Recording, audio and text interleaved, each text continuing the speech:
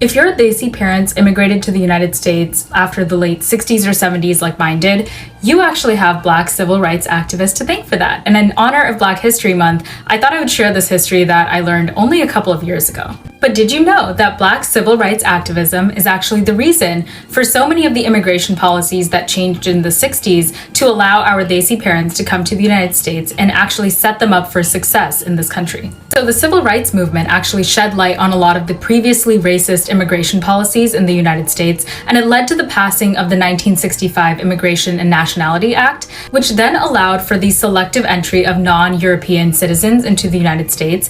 And we saw an influx of Asian and of course South Asian immigrants come into the US as a part of this policy. I think what's really interesting is American immigration policy at this time was really focused on bringing highly educated and highly skilled workers into the United States from Asian countries, like South Asian countries as well. And that really set the myth for the model minority myth that still persists today. During the Cold War between the US and the USSR, the US was really focused on accelerating its national economic growth. And one way to do that was to bring in a lot of people with technical skills, which their own workforce didn't have. And so this led to a huge boom in the influx of Indian workers who had a lot of these technical skills that they were looking for. These immigration policies and this backdrop actually created a circumstance in which Desi Americans were really set up to succeed in the United States during that influx, of which my parents are a part as well. I think the other really helpful part of this is to contrast that against the plight of Black Americans in this country, just what their history has looked like.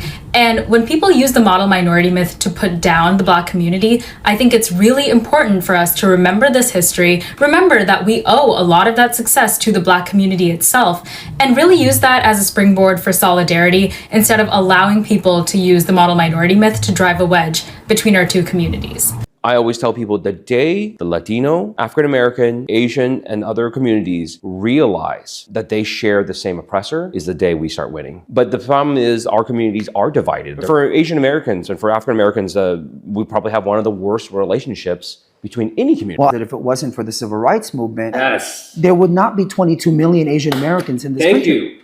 Thank you. What I have been trying to teach the Asian community is like, friends, do you understand that your success, your prosperity, your civil rights that you enjoy right now was paid for with Black blood? Everyone knows that what we're asking is not $1 million.